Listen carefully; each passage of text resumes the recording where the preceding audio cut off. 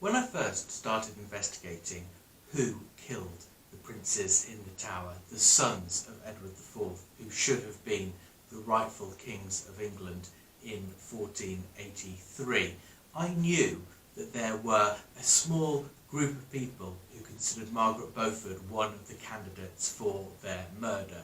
I believed it was very much an outlier theory that perhaps was only ever listed when there was an exercise going on to exhaust all the options. However, it wasn't until 4 years ago when I started blogging about royal history and published my own mini-series on the princes in the Tower that, having put it out there to the good people of social media, that I learned how widespread that theory was. History is something we all have the great privilege of being able to study. We should use that responsibility wisely and remember that the people we're talking about are real, they did live, they did exist, and we should be very mindful about what we say of them, particularly when we are talking about something as serious as child murder. I want to argue in this video that there is no real conceivable way that Margaret Beaufort could have been responsible for the death of the princes in the Tower.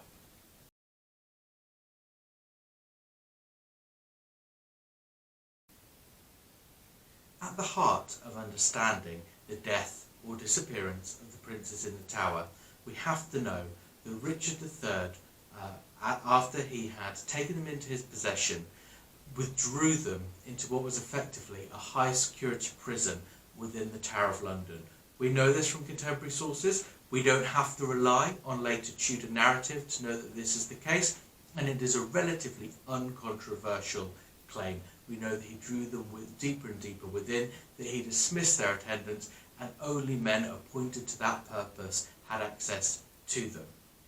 As a result, it's not in any way clear how Margaret Beaufort or an agent acting on her behalf could possibly have gained access to Richard's high security prison and killed them.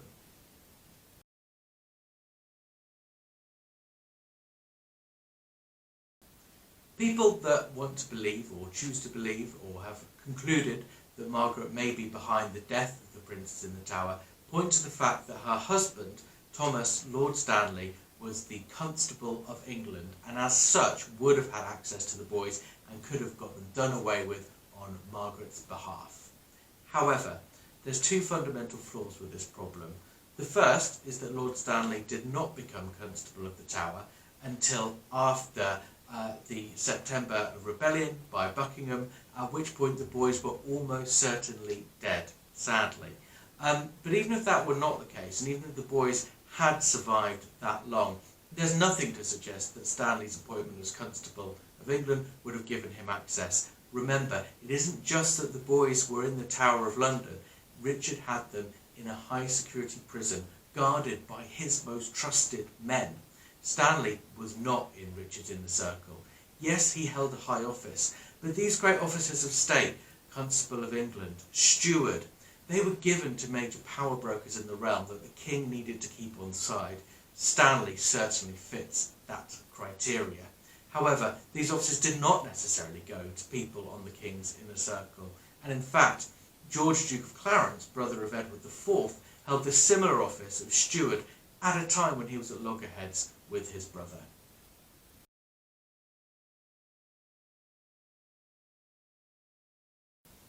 People that accept that what I've said about Richard having the boys stashed in a high security prison, then go on to proceed to argue, but Margaret was an exceptionally wealthy woman.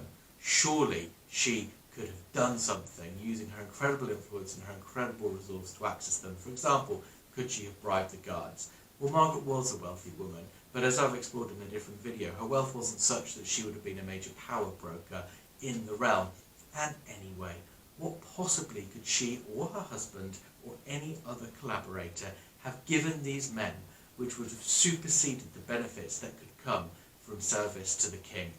And even if she had been able to, these men would have known that if anything had happened to the king's nephews when they were meant to be guarding them, they would have answered for it with their heads, unless, of course, the orders came directly from Richard himself.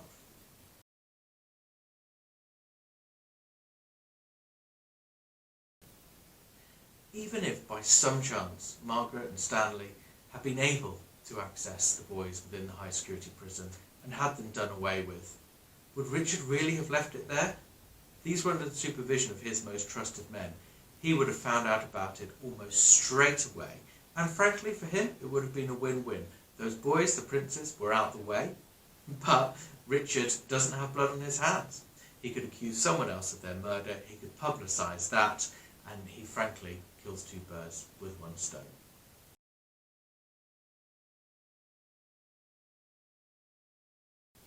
People often assume that Margaret had a motive because they know what happens next.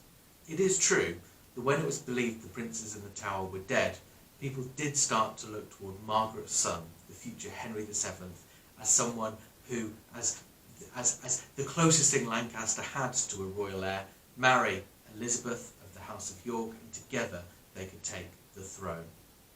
But it's nowhere near clear that that's what people thought would have happened in that eventuality. There were probably others who people might have more reasonably been expected to turn to. Buckingham had a not bad claim to the throne. There was, of course, the young Edward, Earl of Warwick. There was Elizabeth herself, or anyone who was free to marry Elizabeth and could have come up with a similar arrangement to the one that Henry Tudor and Elizabeth of York were ultimately able to present to the people of England. So if Margaret really had both predicted that would have happened and been able to mastermind the whole thing, I think people are actually crediting her with skills of prophecy that don't seem realistic.